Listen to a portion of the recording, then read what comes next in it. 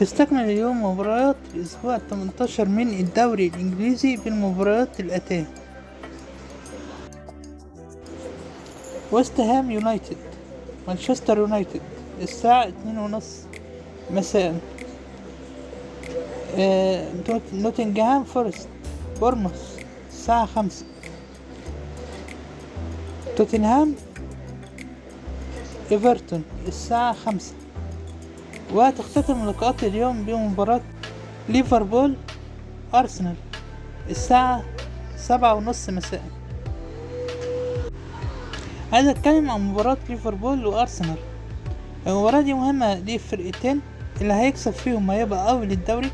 هو أي نعم أرسنال أول الدوري معاه 39 نقطة، وعايز يكسب النهاردة عشان يبقى 42 نقطة، يعني هيفرق عن فريق أستون فيلا اللي هو المركز التاني، هيبقى فرق 3 نقط، وهيبقى فرق عن فريق المركز التالت اللي هو ليفربول، هيبقى فارق عنه ب4 نقاط.